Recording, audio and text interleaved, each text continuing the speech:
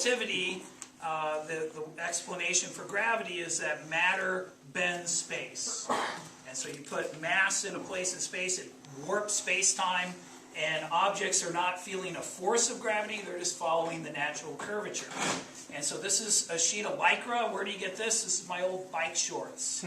No, there's literally a spandex.com. You can get a sheet like this if you buy the sale stuff, so you don't care what it looks like, right? For like 20 bucks, maybe less, depending on the sale. And so you put matter, and it warps space-time. And so if I have another object, it also warps space-time.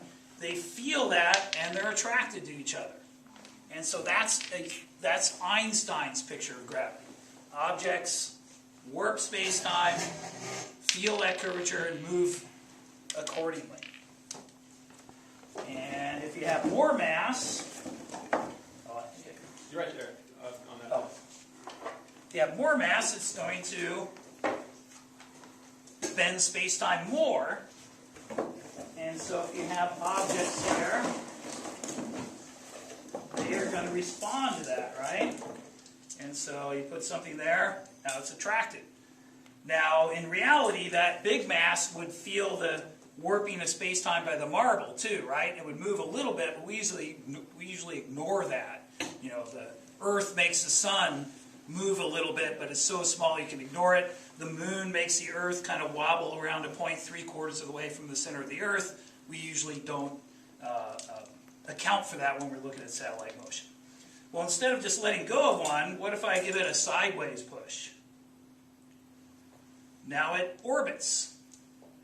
Now it's losing energy, which wouldn't happen in the solar system, right? Not noticeably. There's some perturbations from other planets and things, but this one does lose energy and spirals in.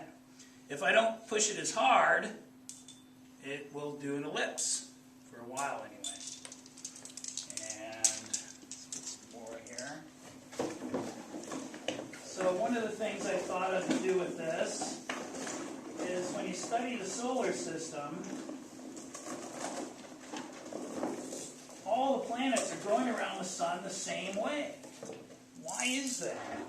Did God decide that he only liked clockwise, or depends on whether he's above or below the solar system, right? Why is everything going in the same direction? Well, the answer is it wasn't. Different directions. But there was a preferred direction. The disk it formed from had a slight preference one way versus another, and things going the opposite way got eliminated, and when it's all said and done, everything's going the same way. That works 90% of the time. Is it like the toilet flushing? Southern Hemisphere? Wow, can you do that again? And so, it won't work then. And so I have slightly more in one hand than another, but I don't consciously do that. And you want to get them so they spread out a little when you throw it. It's because they're colliding with each other that you... The ones going the wrong way get eliminated, right? Now there also would have been, this is where this analogy breaks down. There's, another dimension, right? But those things that were out of the plane also, that weren't near the preferred plane, also got eliminated. And so that's kind of cool. Now my students use a PHET simulation called My Solar System. And so they've seen all this on the computer. And when we do this during our special relativity unit, they're like, hey, it's just like the computer. That's kind of cool that a stretch sheet of Lycra models things. It's not just like it, but similar to the computer. Now, some things we've discovered using this. Also, it's just some larger marbles. Might as well put them out. But they bend space-time too, right? And so maybe, you can get one thing to orbit another. I think I can do a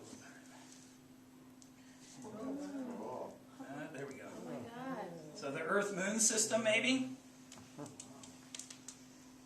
And so you can see that this seam, you can't buy Lycra this big. You get it in rolls, and you have to sew it together. I've been told to use stretchy thread to sew it together. And so next time I do it, I'll do that because it pulls. And so just a little bit of thread fixes it. And so in the morning, when I first set this up, I'll have it leaning against the table. I'll be underneath fixing holes from last year. One time my principal walked in.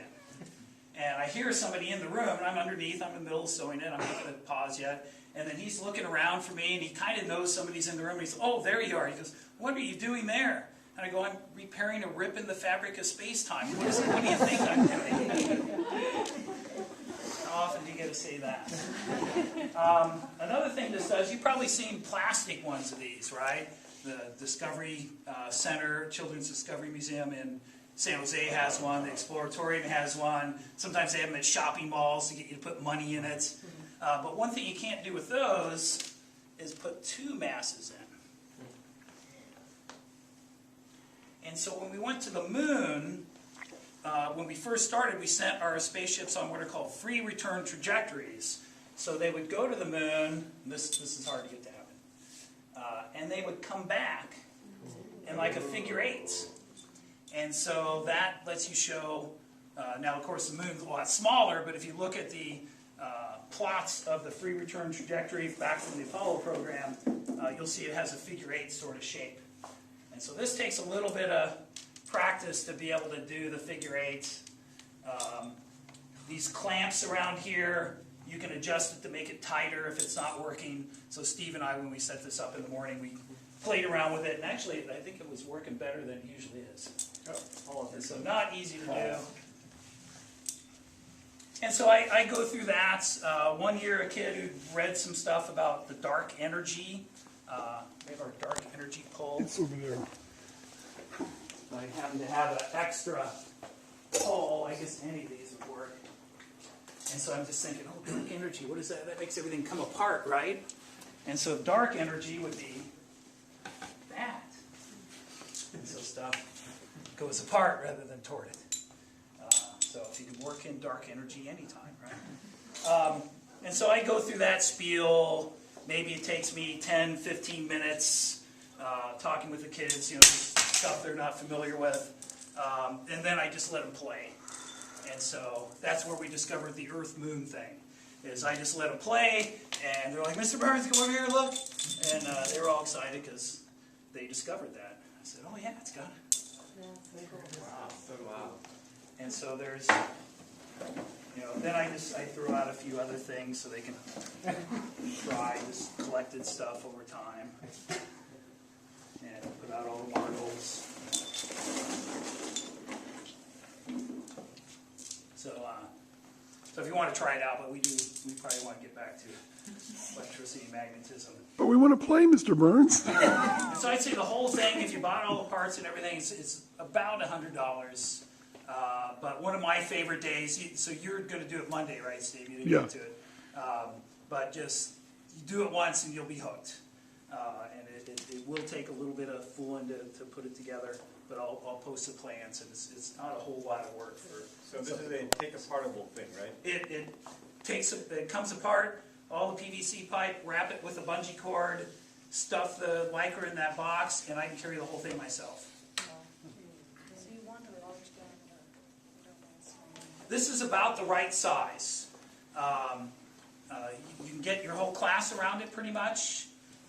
Smaller. One problem is reaching. So some of you, I think, would have trouble with that, so you get a student to do it right.